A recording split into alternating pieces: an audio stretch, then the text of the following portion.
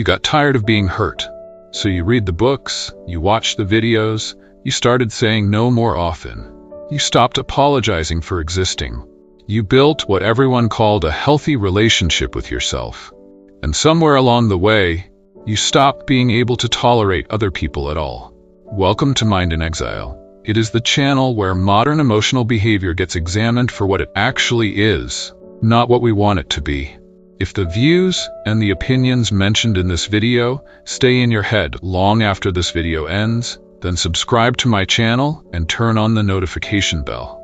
More videos like this come out regularly. And while you are here, check out some of the other videos on the channel. Some of them will make you think about life in exactly the right way. Now let us talk about the thing nobody in the self-love industry wants to admit. Chapter 1. The permission slip nobody questioned. The self-love movement began as something real. It began as a response to genuine exhaustion. It was for those people who had spent their whole lives shrinking themselves for others. It was for those people who had been taught that their needs were inconvenient. It was for those people who had learned to disappear quietly so that everyone around them could be comfortable. For those people, being told to love yourself was revolutionary. It was permission they had never been given. But somewhere between that genuine beginning and where we are now, something shifted. Self-love became a product. It got packaged. It got sold. It got turned into a daily affirmation you post at 7 a.m. while still feeling completely hollow underneath. And the most dangerous thing about a packaged idea is this. Once it gets packaged, nobody examines it anymore. It just gets consumed. So nobody asks the obvious question. At what point does protecting yourself become avoiding yourself? At what point does loving yourself become being completely unavailable to anyone else? At what point does the person who used to disappear for others start disappearing from others?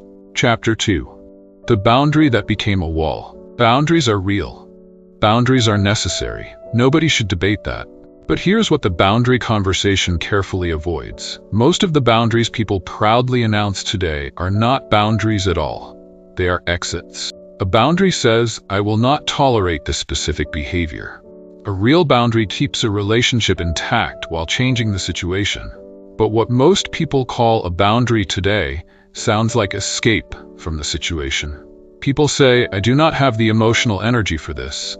I am protecting my peace. I am choosing myself. And then the person disappears. That is not a boundary. That is a door closing. Now, is that sometimes necessary?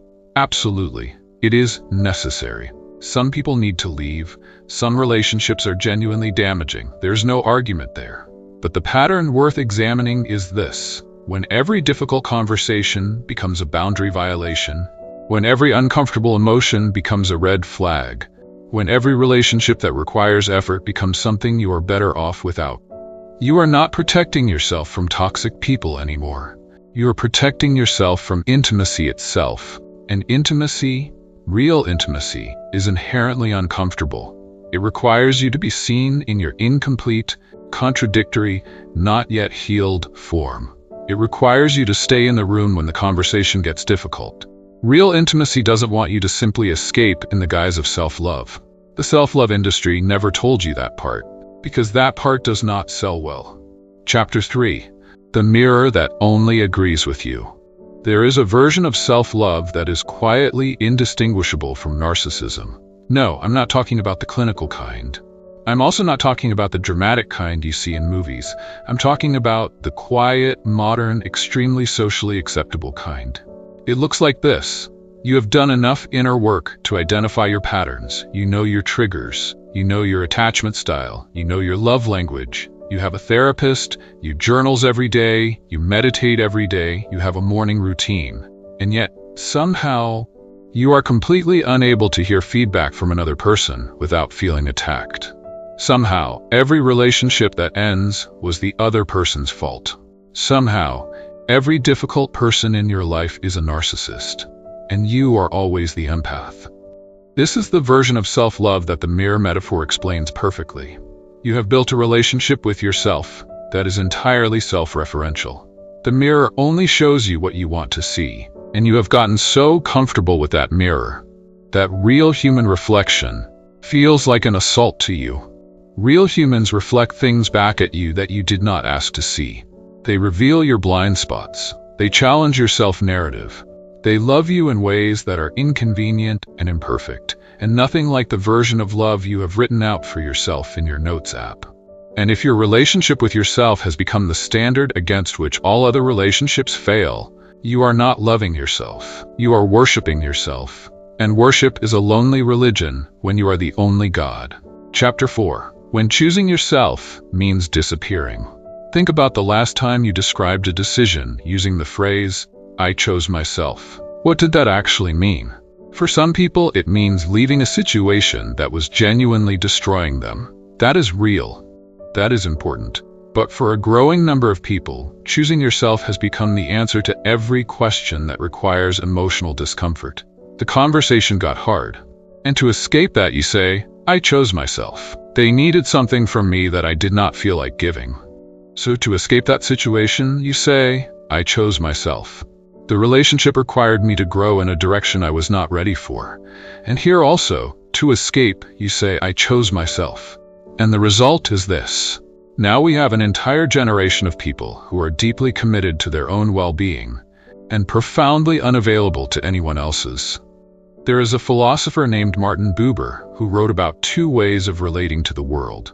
He described the difference between treating something as an object to be managed and encountering something as a presence to be genuinely met. He never used these exact words for self-love, but the observation applies anyway. When you turn every relationship into a resource to be managed, when every person in your life is evaluated by how much they serve your peace, you are no longer in relationships. You are running a very efficient emotional operation. And operations do not feel lonely in the obvious way. They just feel quietly, persistently, inexplicably empty. Chapter 5. The loneliness that self-love built. Here's the thing nobody posts about. The most committed practitioners of modern self-love are some of the loneliest people alive. They are not lonely in the way people were lonely before the movement. That old loneliness was loud. It was desperate. It reached outward. It asked for things awkwardly. It got hurt. It came back. It tried again. This new loneliness is quiet. It is curated.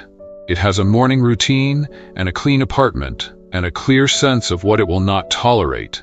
And it sits in that clean apartment on a Saturday night, scrolling through content about the importance of being alone and wonders why everything feels so far away. This is the thing self-love culture built without meaning to. It built a generation of people who became so skilled at protecting themselves that they forgot how to need anyone. And needing people is not weakness. Needing people is the entire point of being human.